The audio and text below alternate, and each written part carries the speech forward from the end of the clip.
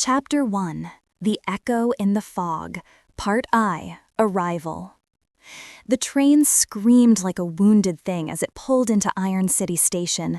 Sparks bled from the brakes, and steam billowed across the platform, thick and gray as battlefield smoke. I stepped down into it, my boots ringing against the iron tiles, and for a moment it felt like I had walked into another world. A city carved from soot, invention, and fear. The air was alive with motion. Automated carriages rumbled along brass tracks, mechanical hawkers shouted through speaking funnels, and streetlights flickered in and out of life as though breathing. High above, the towers leaned together, coughing smoke into the permanent dusk. Iron City was everything people said it was, a miracle of progress and a monument to decay. I adjusted my hat, slung the strap of my satchel over one shoulder, and made for the exit. The telegram in my pocket felt heavier than paper had any right to be. 6 dead, no wounds, all smiling. Report to Iron City Police Bureau, R. Thorne. A mystery then, one that stank of the strange and unnatural, the kind I'd sworn to stay away from after Valport. But you can't outrun your debts forever, and the Chronicles still owed me more than a paycheck. Besides, a man needs purpose, even if it kills him. The police bureau sat in the heart of the industrial district, an ancient building surrounded by new ones, as if time itself had refused to swallow it. The sergeant at the desk was half asleep behind a fogged monocle. When I showed him the telegram, he grunted and waved me toward the stairwell. "Third floor, Inspector Thorne," he said, "and keep your head straight. Strange air up there lately." Strange how? He didn't look up from his ledger. Like it's thinking. Part 2. The Dead That Smiled. The morgue was colder than the streets, but not cold enough to hide the smell. 6 bodies lay beneath thin white sheets, each one tagged, numbered, and arranged like silent witnesses. Gaslight pooled on their faces too peaceful for death. Inspector Renard Thorne looked much the same as I remembered him from the war. Tall, hawk-nosed, his hair turning silver at the edges. He extended a hand, then pulled it back to light a cigarette instead. "Elias Ward," he said, exhaling a thin stream of smoke. "Didn't expect to see you here. Thought you'd given up on this line of work."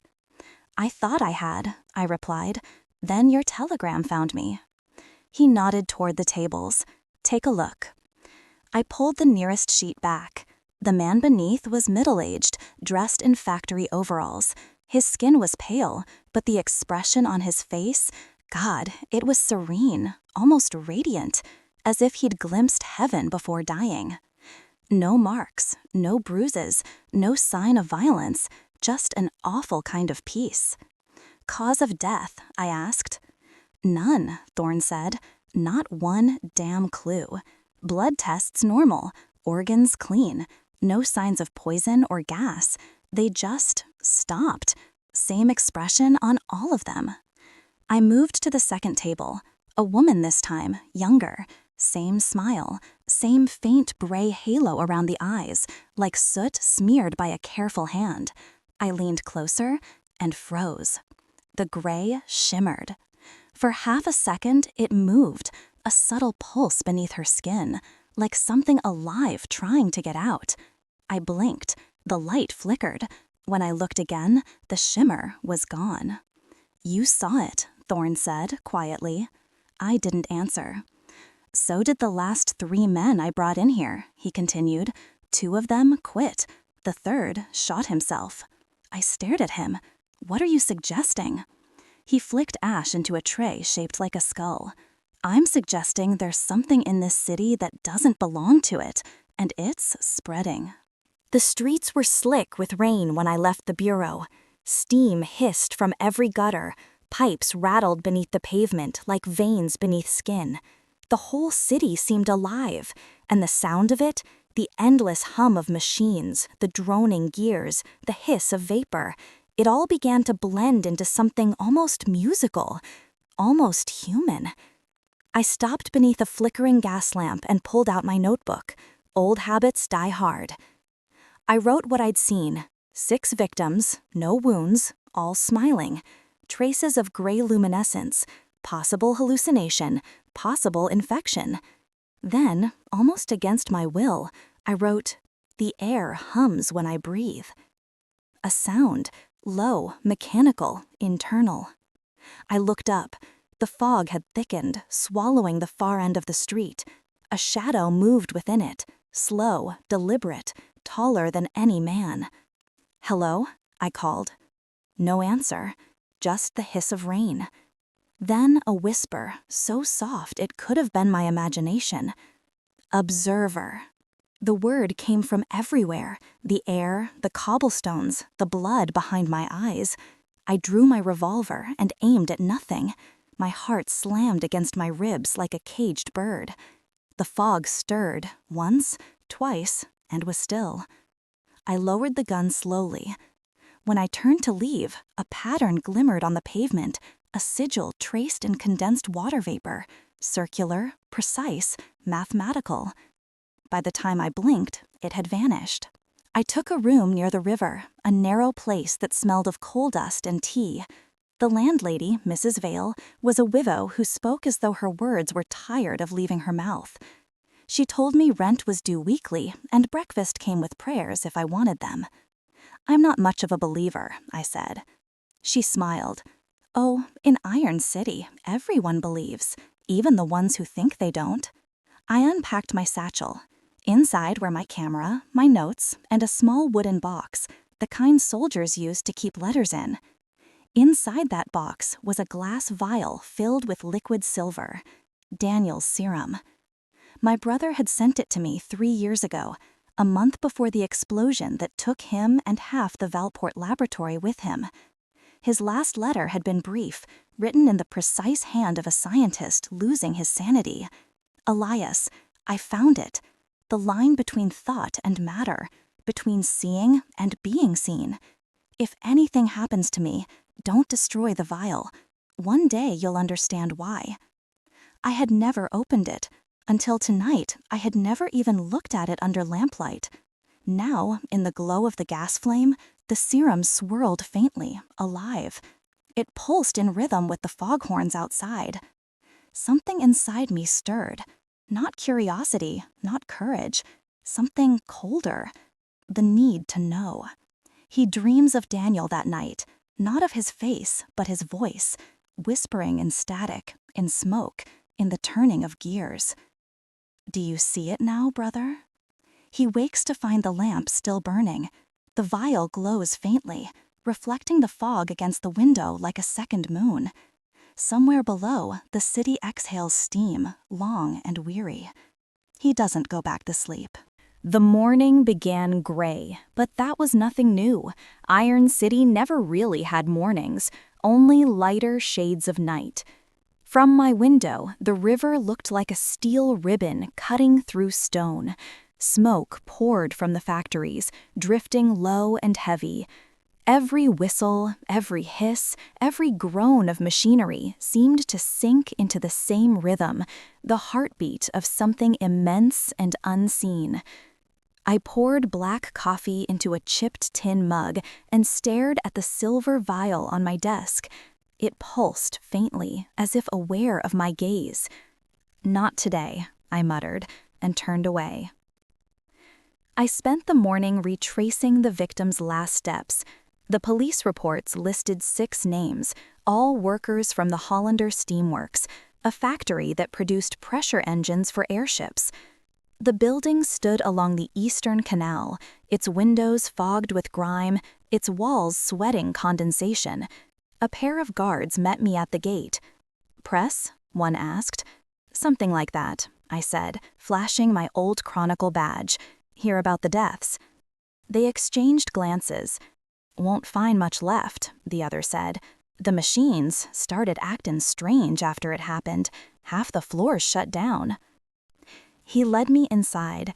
The noise hit first. The relentless thrum of pistons, the clang of iron on iron, the hiss of compressed air escaping valves. But beneath it all was another sound, softer, deeper, a vibration I could feel in my teeth. The smell of oil and hot metal filled the air. The factory floor was a maze of brass pipes and spinning wheels. Steam hissed from ruptured joints, coating everything in a film of damp. We passed a row of engines, each one larger than a carriage, their gears grinding with perfect rhythm, except for one. One of them was breathing. At first, I thought it was a trick of steam pressure. Then I heard it, a slow intake, a long exhale, as if lungs had been built from pistons and copper. "Do you hear that?" I asked. The guard frowned. "Hear what?" I stepped closer. The sound grew louder, layered with something else, a murmur of countless voices whispering in unison, not words, just tones, a resonance that crawled behind the eyes. The nearest machine shuddered, a valve burst, spraying white vapor across the floor. In the mist, for one impossible instant, I saw faces, dozens, half-formed, open-mouthed and silent. Then they were gone. The guard cursed and ran for the shutoff lever. When the steam cleared, the machine was motionless. My reflection in its brass casing was warped, stretched thin and pale, eyes hollow as glass. I didn't wait to see more. Outside, I lit a cigarette I didn't need and tried to steady my hands. The smoke twisted oddly in the air, drifting not upward but sideways, as if drawn towards something unseen. That's when I heard her voice for the first time. "You shouldn't be standing there." It came from behind me, clear, confident, with a lilt that didn't belong to Iron City's accent. I turned to find a woman in a brown leather coat, goggles around her neck, hair tied back in a dark braid. Soot marked one cheek like war paint. "Why not?" I asked. She pointed at the cobblestones near my boots. "That drain, it's connected to the old city conduits. There's current under it, enough to fry you if the pressure spikes." I stepped aside quickly. "You sound like you've been here before." She smiled faintly. "I built half the damn place." Her name was Maeve Thorne. Engineer, inventor, consultant to the Etheric Research Board, and, as she admitted with a shrug, occasional trespasser into places the law prefers remain locked. We ended up at a cafe near the canal where the tables were always damp and the tea always overboiled. She ordered nothing. I ordered too much. My nerves needed something to do. "You were in the factory," she said. "What did you see?" "Machines acting strange," I said carefully. "Steam forming shapes." Maeve didn't look surprised. "Faces?" I froze. "You've seen them too?" She nodded, eyes distant. "They've been appearing near any major pressure system these past months. Boilers, engines, even pipes under churches. The city's filled with static energy, frequencies outside human hearing. But some of us do hear them, and the faces are echoes, projections from the veil." "The veil?" I repeated. "Is that supposed to mean something to me?" "Not yet," she said, leaning forward. "But it will. The veil is what separates our world from the one beneath it, the one below reason, and lately it's getting thinner." She reached into her coat and pulled out a small brass device, no larger than a pocket watch. It hummed softly in her hand. "This measures auditory anomalies in the resonance field," she explained. "It's been screaming ever since the Hollander deaths." I stared at the device, then at her. "You're saying the machines are haunted?" "I'm saying," she replied, "they're listening." The way she said it, calm, factual, terrifying, sent a chill through me. For the first time since Valport, I felt the familiar pull of obsession rising again, the need to know, to uncover, to understand what others refuse to name. She must have seen it in my face. You're not from the board, are you? No. Then who are you? Someone who's seen this before, I said quietly, and lost someone because of it. Her expression softened. Then you'll want to see what I'm building. Her workshop sat in the basement of an abandoned clock tower on the city's north end.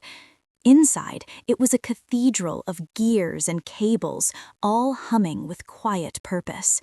Half-finished machines lined the walls. Blueprints covered the floor like maps of some forgotten universe.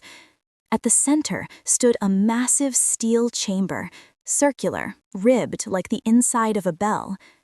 Maeve ran her hands along its frame. The resonance chamber.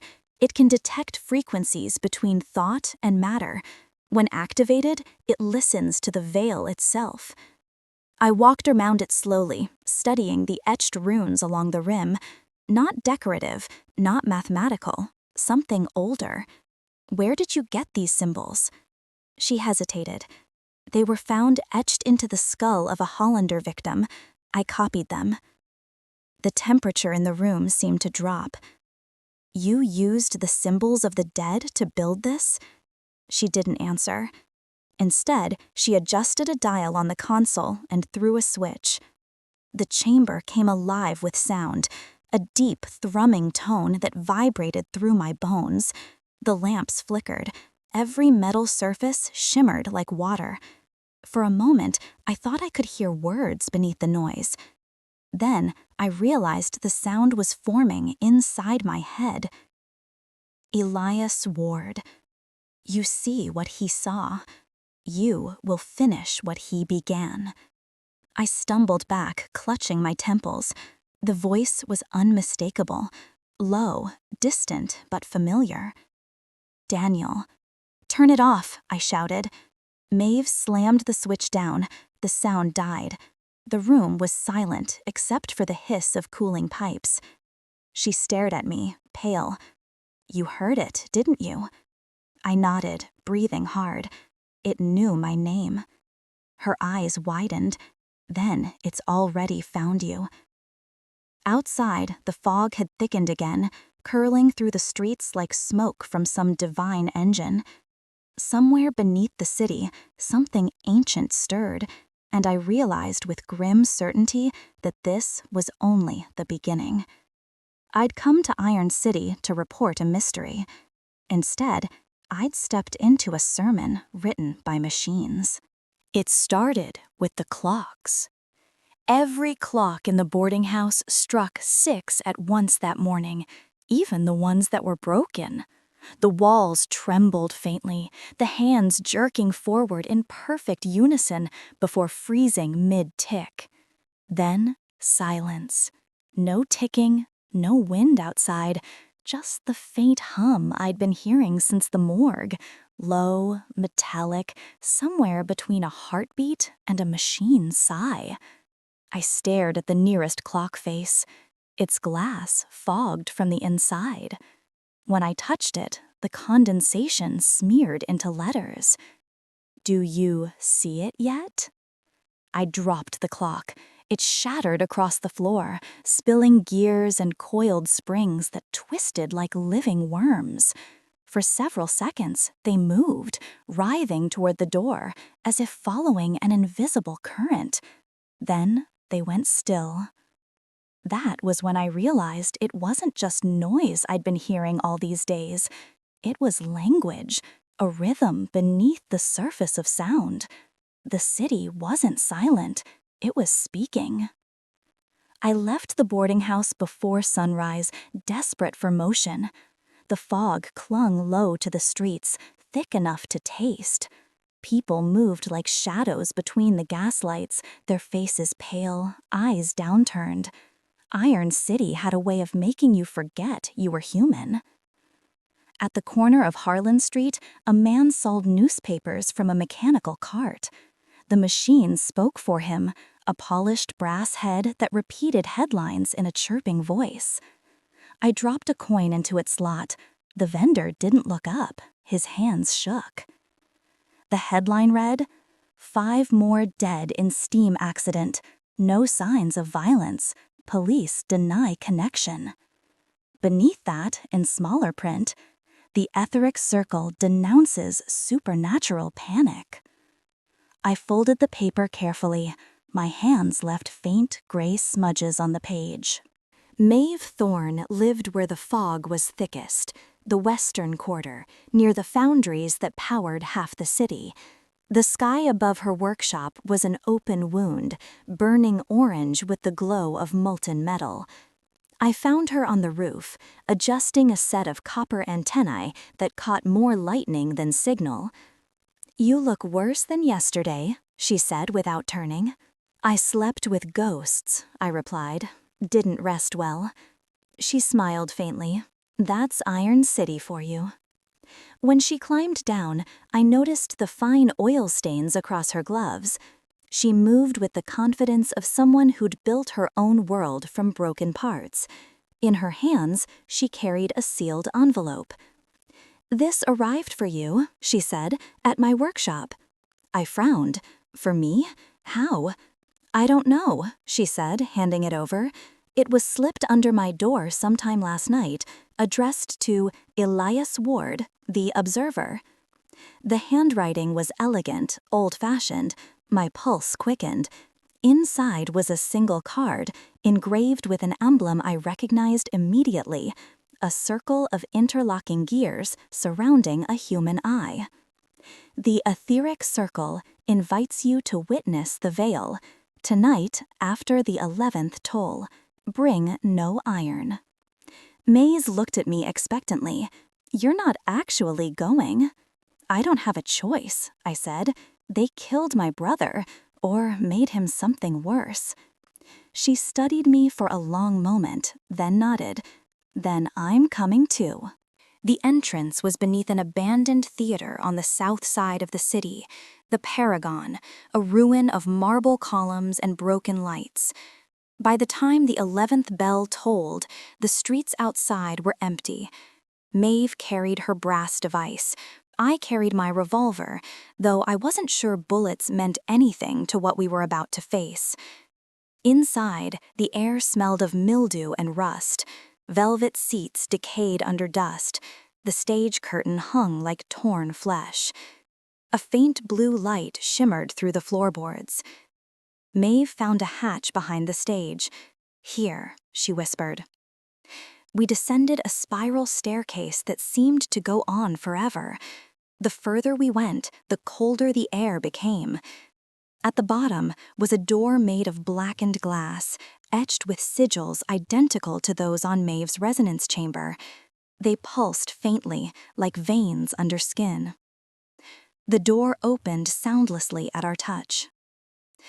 The chamber beyond was vast, a subterranean hall lit by rows of phosphorescent tubes. At its center stood a round table surrounded by figures in dark coats and goggles, their faces half hidden by masks of polished brass. Every head turned as we entered. A woman rose to greet us. Her mask was silver, her eyes sharp as blades. "Elias Ward," she said, voice melodic and cold. "I didn't realize there were others," I said. "There were," she replied. "Most failed to digest their serums." Maeve stiffened beside me. "You've been experimenting again." The woman ignored her. "We stand at the threshold of a new age, Mr. Ward. The veil is thinning, and humanity will either ascend or perish. Your brother understood that." She gestured, and 2 attendants rolled forward a metal crate. Inside, under glass, lay a familiar object, a vial of silver fluid identical to the one in my room. "This," she said, "is what remains of him." I stepped closer, throat tightening. The liquid shimmered, swirling like a living storm. For an instant, I saw Daniel's reflection in it, smiling, calm, and impossibly distant. "What do you want from me?" I asked. "To finish what he began," she said. to open the veil and see the machinery of God. Maeve grabbed my arm. Don't listen to her. They've been chasing this for years. Every attempt ends in madness. The woman's voice rose slightly. Madness is the cost of truth. You, of all people, should understand that. I've seen enough truth to last a lifetime, I said, and I buried it once already. She tilted her head. Then why come here, observer? The hum began again, low, resonant, vibrating through the floor. The lights flickered. The figures around the table began to chant in perfect rhythm with the sound, their voices mechanical, rehearsed. Sight without eyes, breath without lungs, thought without flesh. The air grew heavy, the walls shuddered. Then, with a sound like tearing fabric, the space shifted. The world split. Half the chamber remained solid, metal, light, air. The other half became translucent, shimmering like water. Through it, I saw another iron city, darker, quieter, filled with slow-moving shapes that walked like men but left trails of smoke in their wake. My breath caught. I could see through them, into them, like viewing the bones of a ghost. Maeve shouted something, but her voice came through distorted, echoing. The silver-masked woman raised her hands. "Behold the veil," she said, "the membrane between realities, the threshold of creation itself." The shapes in the other city turned toward us, dozens, hundreds. Their faces were featureless, but their eyes glowed faintly red. They began to move closer, pressing against the unseen barrier. One reached out a hand. Its fingers passed through the glass-like divide, brushing air. The world trembled. Maeve pulled me back. "They're breaking through." I drew my revolver out of instinct. What do they want? She shouted over the noise. "They don't want anything. They're echoes, hungry for existence." The lights burst. The sound rose to a roar, a symphony of static, screams, and machine song. Then, in the center of it all, I heard a voice. "Elias, help me." "Daniel." The barrier shattered. I don't remember what happened after that, only light, white and endless. When I woke, the chamber was gone, the circle was gone, and Maeve was dragging me through the streets under a bleeding sky. "Don't speak," she whispered. "It's inside you now." I touched my chest. The hum was louder than ever. The first knock came at dusk. 3 sharp raps against the door, too polite to belong in Iron City. Maeve mouthed, "Don't answer." The knock came again, then a voice. "Mr. Ward, Miss Thorne, you've been invited back." It was calm, familiar, the voice of the silver-masked woman. Maeve's hand went to the pistol at her hip. She shook her head slowly, signaling me to stay behind her. The door creaked open on its own. 3 figures stood in the fog outside, all wearing identical masks, their brass surfaces warped by heat. Behind them, the mist writhed like a living thing. "We come with grace," the woman said. "The circle forgives your interruption. You saw what lies beyond. You belong to it now." Maeve stepped forward, gun raised. "Take one more step and I'll—" The woman lifted a gloved hand. Maeve froze, literally froze, her limbs locked in place mid-breath, her eyes wide. I lunged forward instinctively, the world blurred. And then, time shattered. For a heartbeat, everything slowed, droplets of fog hanging in the air, gears in the walls turning one tooth at a time. I could see the pulse of heat radiating from the intruders, the flicker of energy in their veins. Without thinking, I moved, fast, impossibly fast. The revolver was in my hand, the trigger pulled twice before sound caught up. 2 masks cracked, collapsing inward. The figures fell wordlessly, their bodies crumbling like ash. The third, the woman, staggered back, her silver mask splitting down the middle to reveal a face not entirely human. Beneath the skin, veins of liquid metal pulsed faintly. Her eyes were hollow sockets filled with light. "You're changing already," she whispered. "Good." Then she dissolved into mist. Maeve gasped as she regained movement. What did you do?" "I don't know," I said, staring at the revolver. Smoke rose from the barrel, but the bullets were gone. Not spent, absorbed. "You moved like—" She stopped herself. "Elias, that's not human speed." "I told you," I said quietly. "Something's inside me." She holstered her weapon with shaking hands. "Then we can't stay here. The circle won't stop." "Where do we go?" "There's a man who used to work for them, a resonant like you. If he's still alive, he might know how to stabilize your condition." "Where?" She looked out into the fog. The Foundry Quarter, the heart of the city. The Foundry was the city's oldest district, a labyrinth of collapsed chimneys and open furnaces that glowed day and night.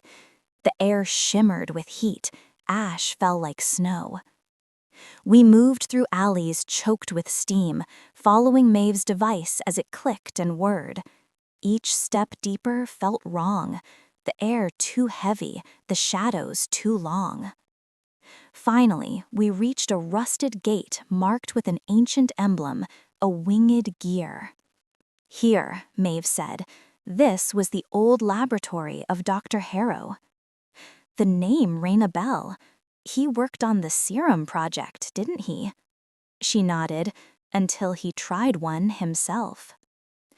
The door opened before we touched it. Inside, the air was dry, unnaturally so. The floor was covered in intricate sigils carved directly into the metal, each filled with silver dust.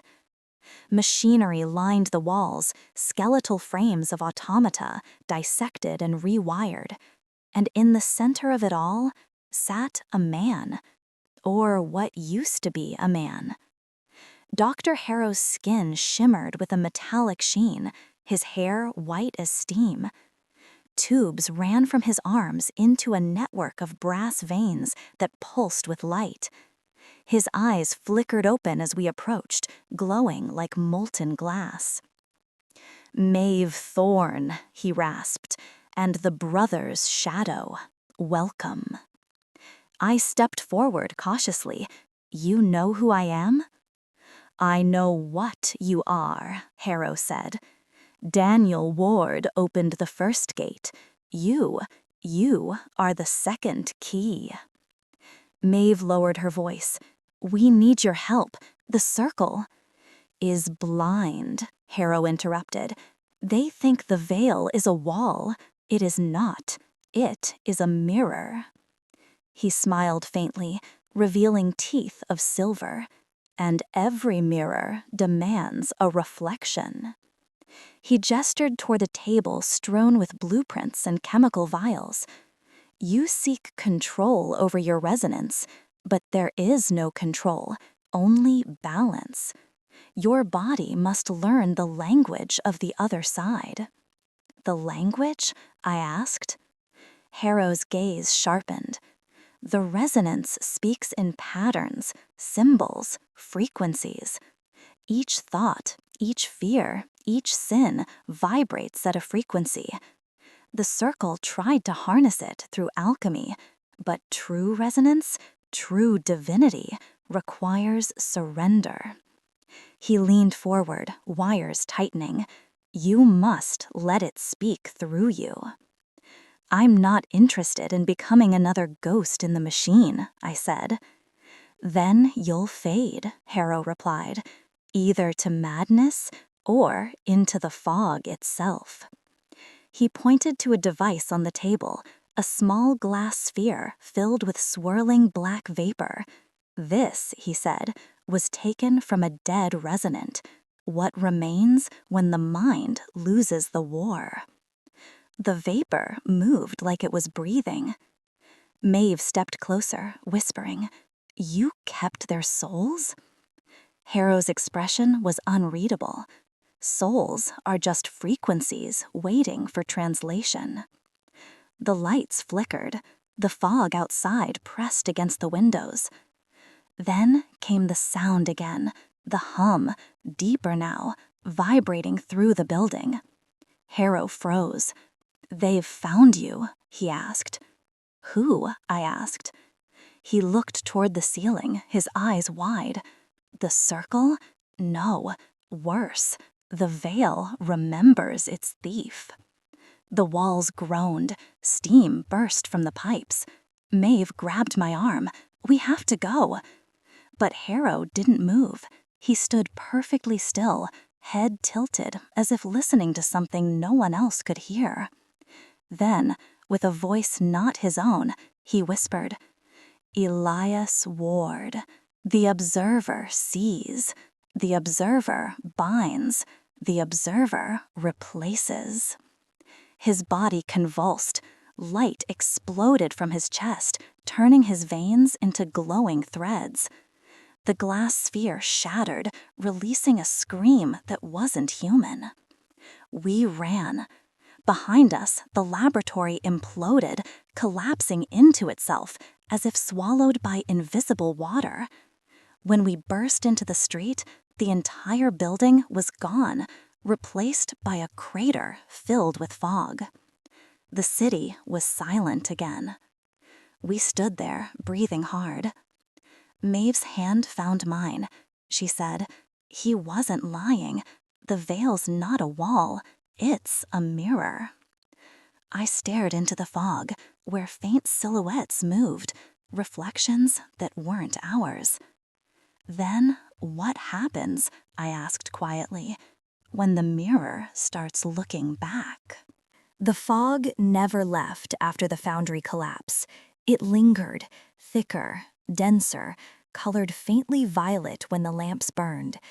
The newspapers called it industrial weather. The priests called it punishment. The people of Iron City simply stopped looking up. Maeve and I stayed on the move, sleeping in half-abandoned hotels, workers' lofts, anywhere the circle's reach seemed thin. It didn't matter. Every night the same thing happened. The hum under my ribs deepened, and when I closed my eyes, the city rearranged itself. I'd see furnaces breathing. I'd hear gears grinding words. And, worst of all, I'd feel watched, not by men, but by the architecture itself. That morning, I woke to find condensation beating along the mirror in our rented room. The droplets formed a single line of text. "Finish it." I rubbed the glass clean, but the letters reformed, clearer this time. "Drink." Behind me, Maeve stirred. "It's getting worse, isn't it?" I didn't answer. I reached for the vial in my satchel instead. The liquid inside glowed like a captured storm. My brother's final gift. My final boundary. Maeve sat up, hair disheveled, voice still heavy with sleep. "Elias, don't even think about." "I'm already thinking about it," I said quietly. "You saw what happened in the foundry. I can't control this. It's killing people. It's changing you." Maybe that's the same thing. She threw the blanket aside and stood, all urgency now. "Daniel didn't design that serum for survival. He designed it to open a door that shouldn't exist." "And yet he left it for me," I said. "Why? Because he knew one day the door would open again. Because he knew I'd have to walk through it." Maeve paced the floor, fists clenched. "You think you can handle becoming what he couldn't? I don't have a choice." We argued until the lamps burned out.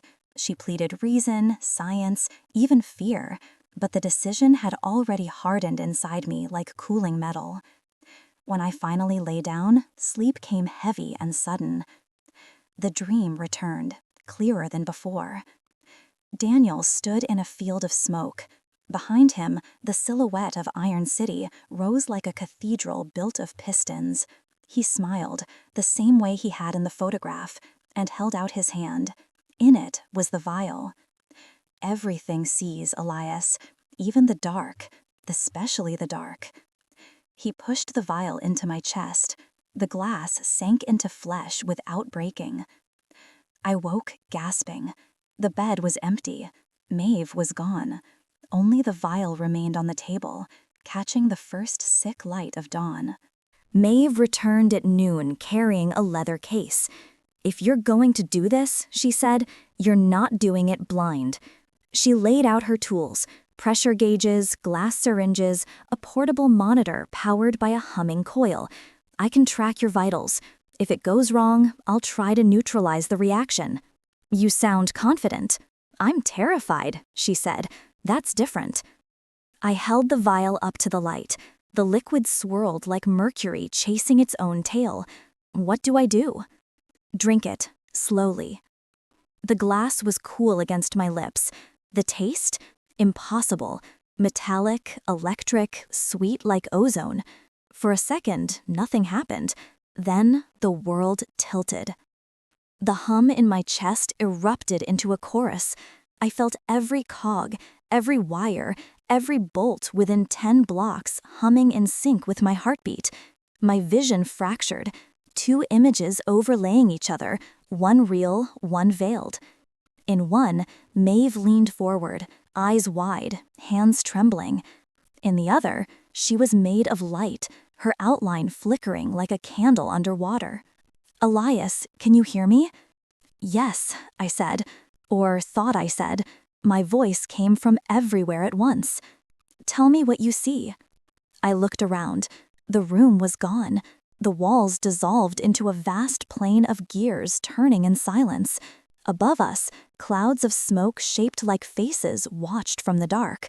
Each one whispered a word, but wasn't a word. Sound translated into thought.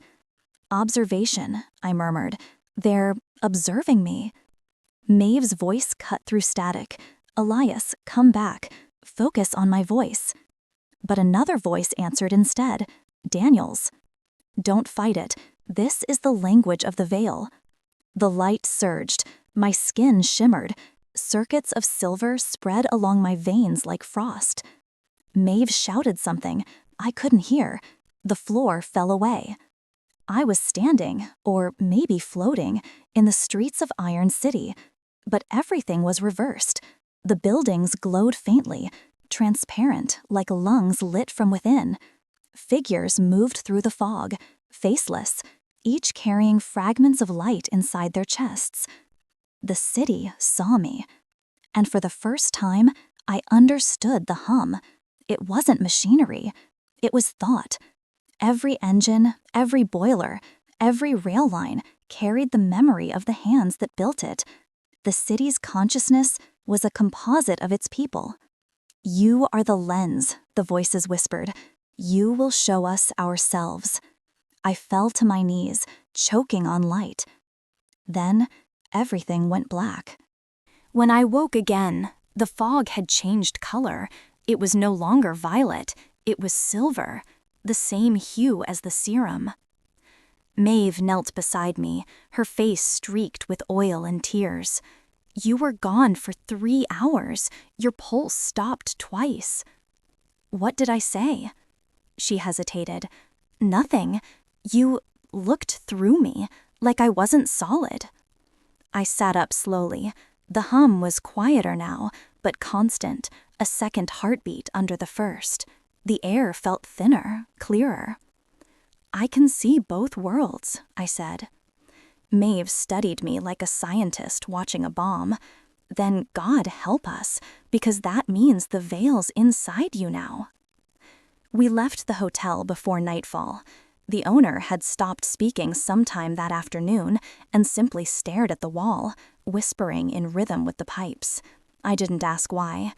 Maeve packed in silence, shoulders stiff, eyes red-rimmed from sleeplessness. Outside, Iron City shimmered like a fever dream. The same streets, the same steam-clogged alleys, but now every surface held an echo. Brass railings quivered with faint light. Street lamps breathed in unison. The air itself bent around invisible shapes that drifted just beyond focus. "I can see both of them," I murmured, "the world and its reflection." Maeve glanced at me, jaw tight. "Then stay between them. Too far on either side, and you won't come back." She led the way through the factory quarter, moving fast. Her boots splashed through puddles that glowed faintly where she stepped. Each ripple left a ghostly duplicate that took seconds to fade. I followed, dizzy, half blind. Every few blocks, my vision doubled. One city layered over the other like mismatched film reels. On the veiled side, the people weren't people. They were outlines, hollow mannequins filled with drifting motes of light. Some moved in step with their living counterparts. Others wandered off, ignoring the bodies they'd once belonged to. "Maeve," I said, "what happens when the reflections stop following us?" She didn't answer. We reached the river district after midnight. The water there had always been black, but now it gleamed with shifting silver veins, pulsing softly like blood through a vein. Fog rolled off its surface in lazy curls. Maeve knelt beside a rusted pipe, adjusting the brass device she always carried. Its needle spun wildly, screeching like a violin string. "Resonance is strongest here," she said. "Whatever the circle tore open, the current's running under this river." I crouched beside her. "What does that mean?" "It means the veil's bleeding into the city's infrastructure. Power lines, water lines, thought lines, it's all one network now." She looked up at me. "And you're the only conductor that can survive it." I almost laughed. Survive? I'm not sure that's the word. Something moved across the water, slow, deliberate, huge. The surface rippled outward in concentric rings. A shape rose, just enough to catch the light. The faint impression of an eye, the size of a carriage, opening beneath the river's skin. Maeve froze. "Tell me you see that." "I do," I whispered, "and it sees back." The river went still again. We ducked into an old maintenance tunnel that ran beneath the canal, following the pulse of the city's heartbeat. The air smelled of rust and salt. Pipes lined the walls like ribs, sweating condensation that glowed faintly in the dark. Halfway through, the tunnel split in two, one side leading upward toward daylight, the other plunging deeper underground. Maeve hesitated. "Up," I said automatically. She shook her head. "The readings point down." "Of course they do." I took the lead. The deeper we went, the louder the hum grew. It wasn't just sound anymore. It pressed against my skull like a physical weight. Symbols flickered in the corners of my vision.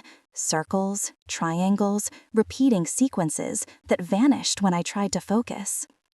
At the base of the tunnel lay a sealed steel door, etched with the same sigils I'd seen in the circle's chamber. They pulsed faintly in time with my heartbeat. Maeve touched the metal.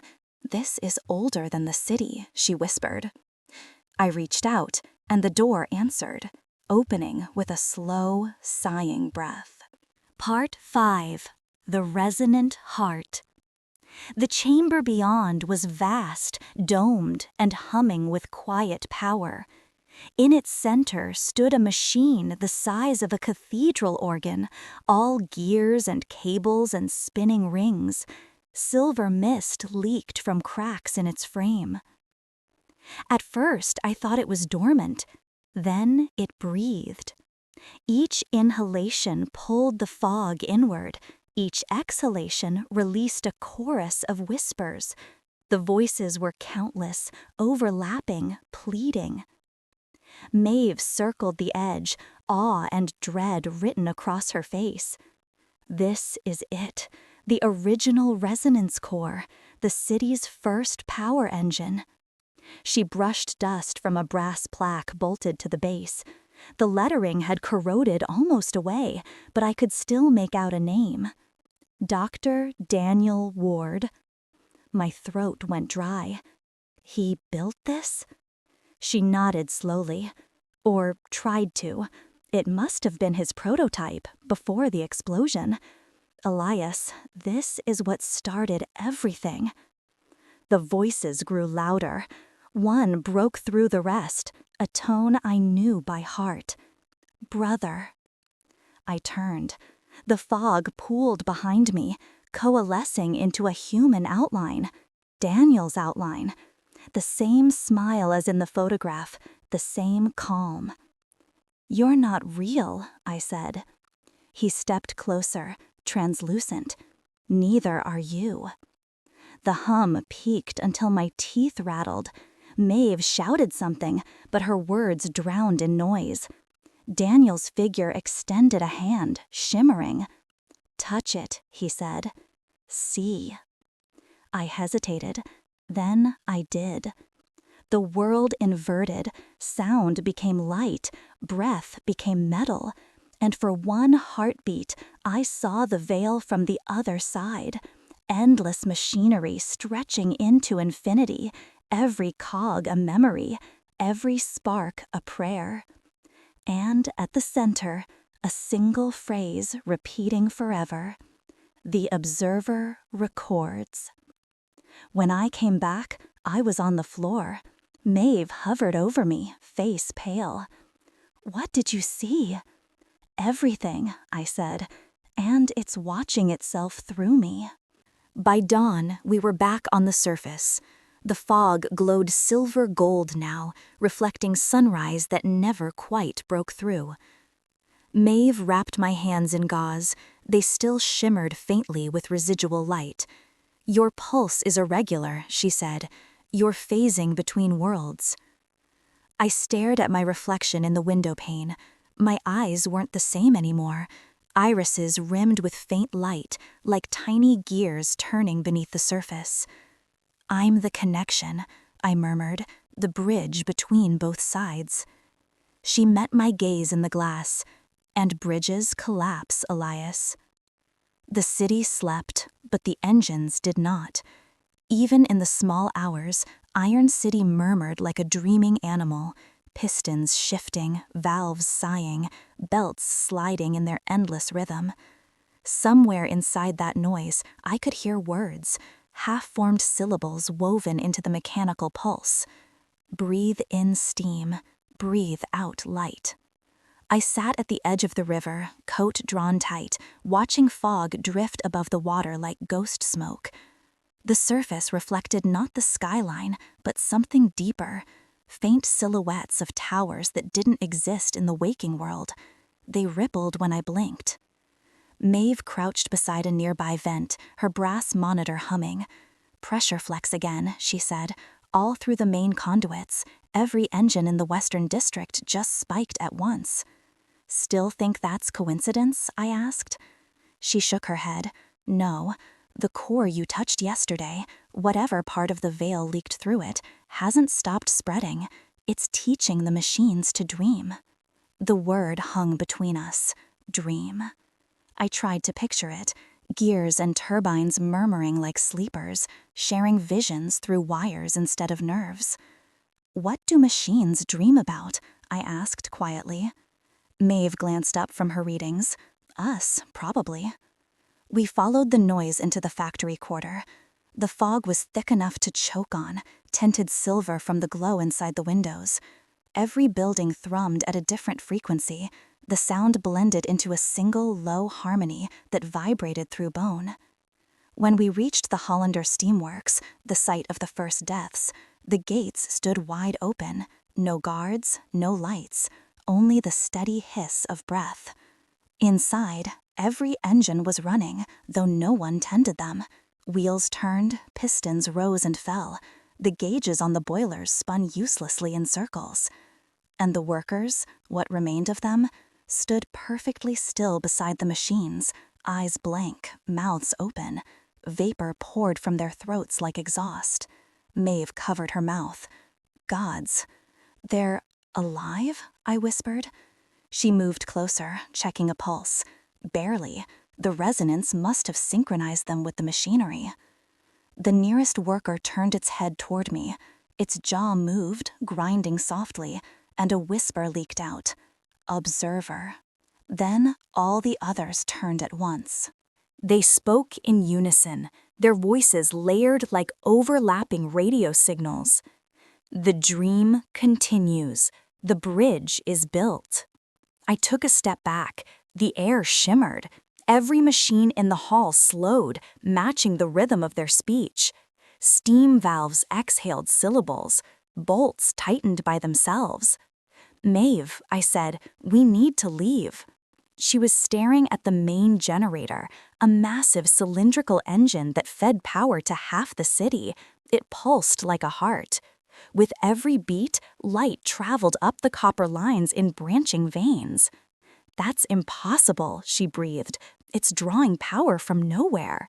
A new voice rose from the generator itself, deep, metallic, unmistakably sentient. You opened the path. We see you. The machines around us echoed the phrase, 1,000 voices chanting through metal. The floor shook. Maeve grabbed my wrist. Run! We bolted toward the exit.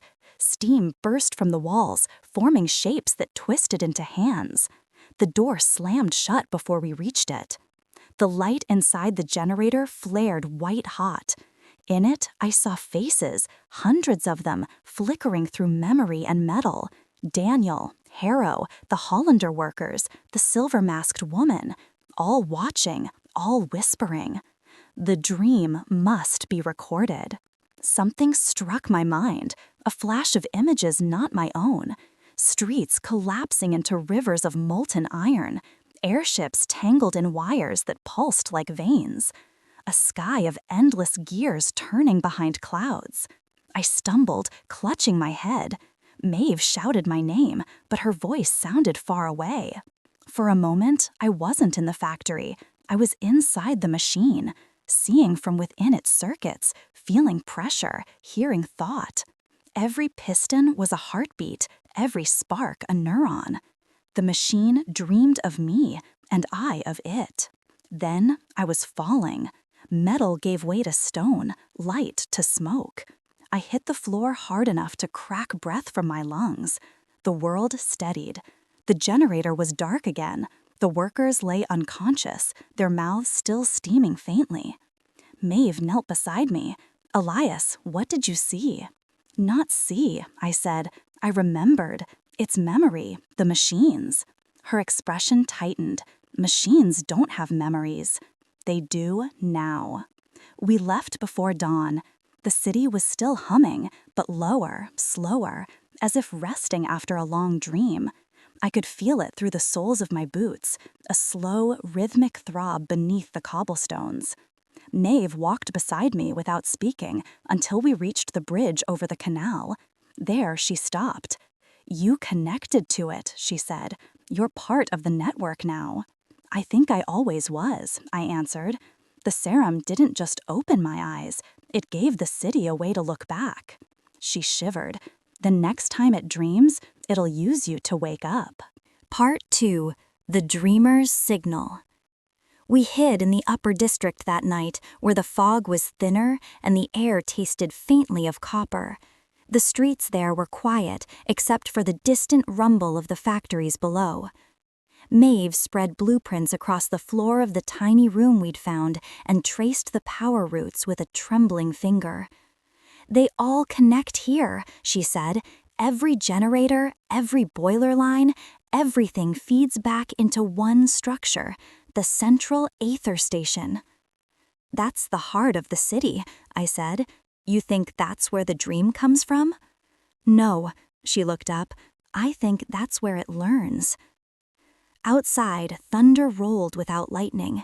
For a second, I thought it was storming, until I realized the sound came from underground, a vibration that made the glass rattle. The city was breathing again. I leaned against the wall, head pounding. The hum under my ribs had grown stronger since the factory. Each beat pulsed in rhythm with that subterranean thunder.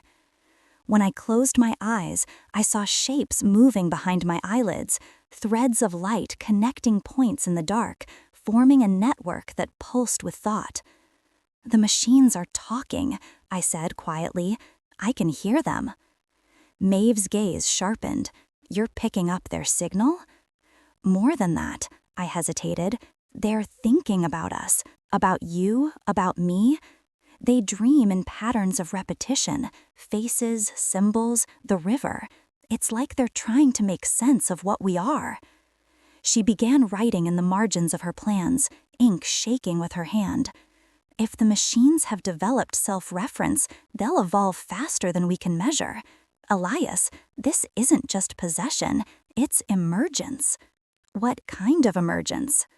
"Consciousness, distributed, everywhere."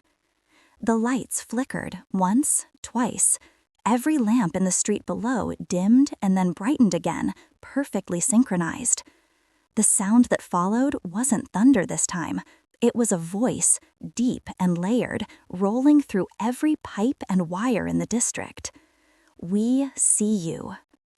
People poured from doorways, looking up in panic. The voice vibrated through the pavement. Even the rain seemed to pause mid-fall. "The dream continues. Join the signal."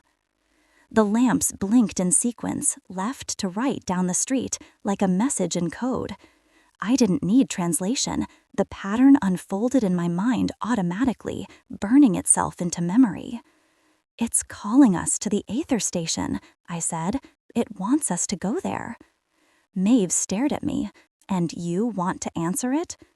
"I have to. I started this when I drank the serum. If the dream has a center, maybe I can shut it down before it wakes completely." We reached the tram depot before midnight. The operators were gone, the trams moved by themselves, steam curling from their chimneys in perfect rhythm. One waited at the platform as if expecting us. Its headlights blinked twice. Yes, then once. "Come." Maeve stepped back. "Elias, this is madness." "Probably," I said, climbing aboard, "but so is staying here."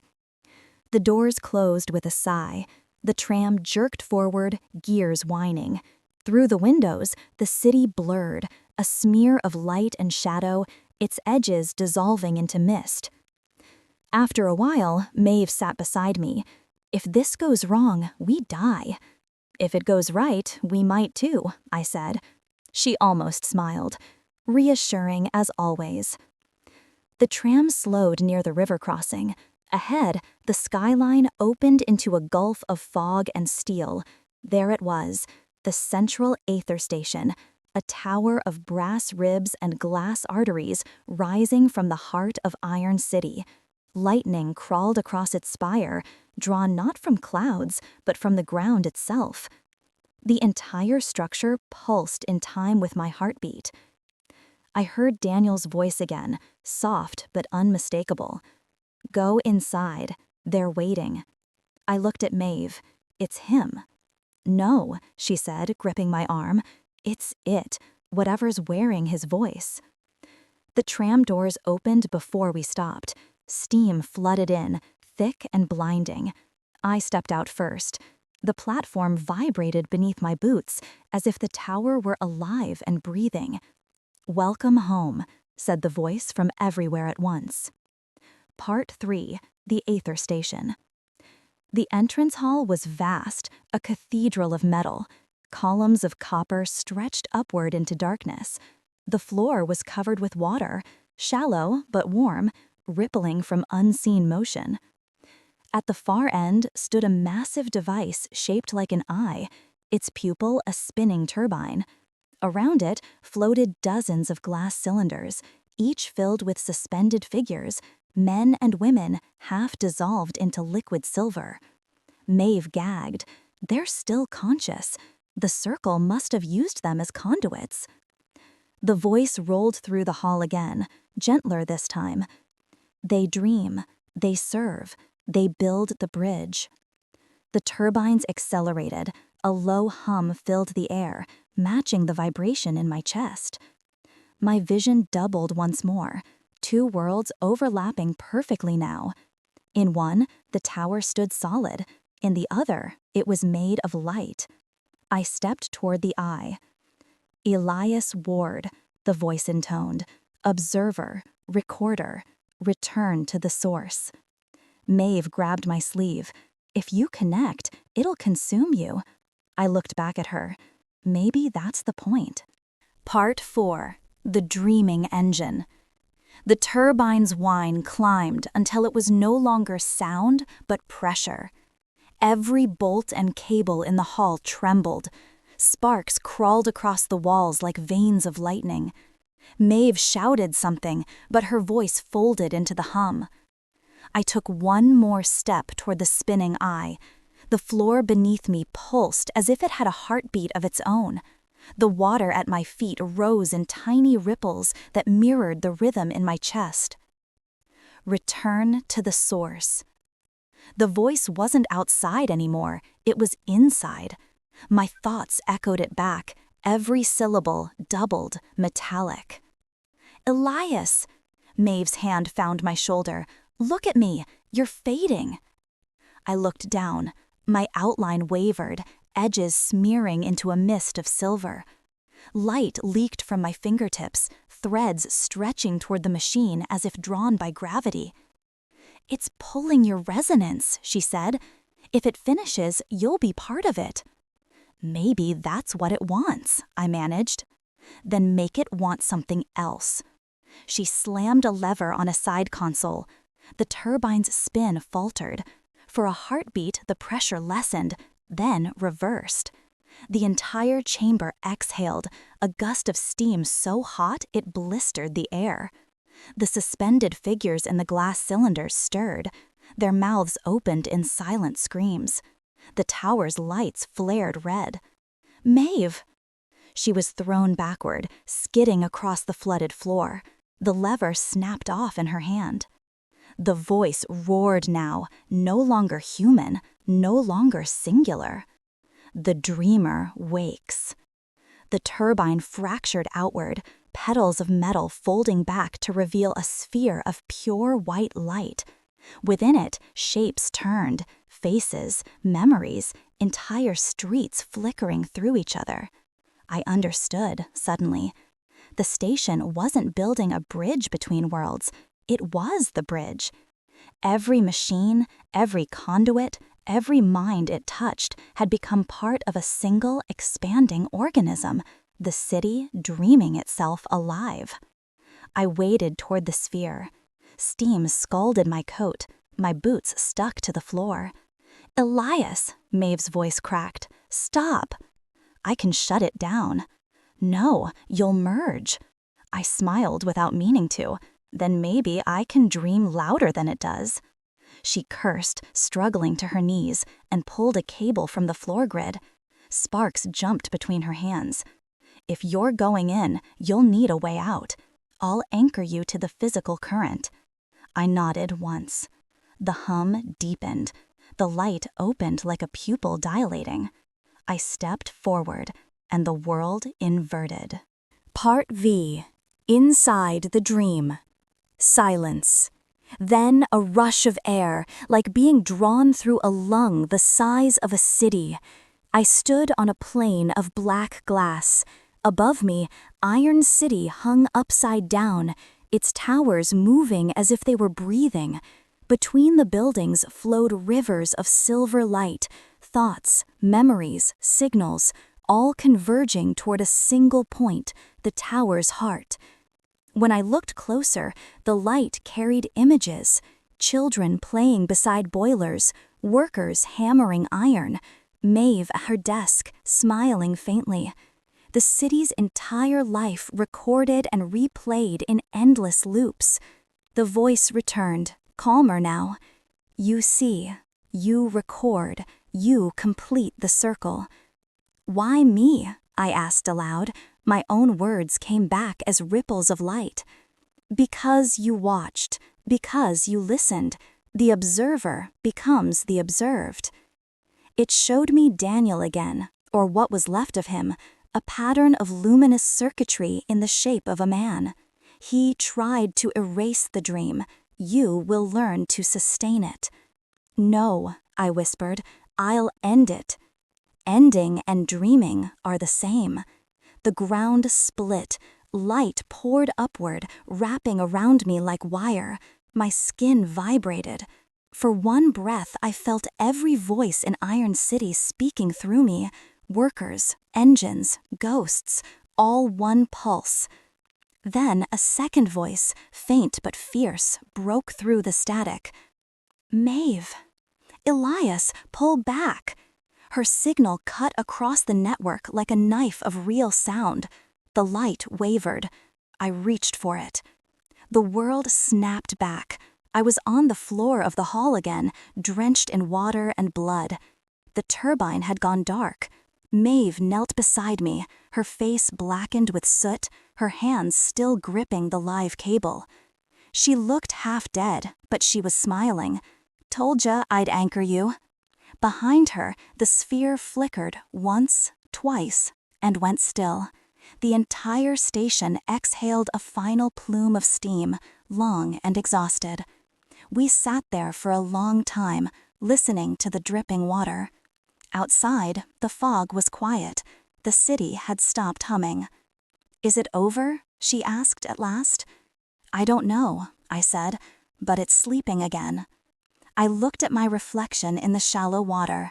My eyes still glowed faintly, gears turning behind the iris.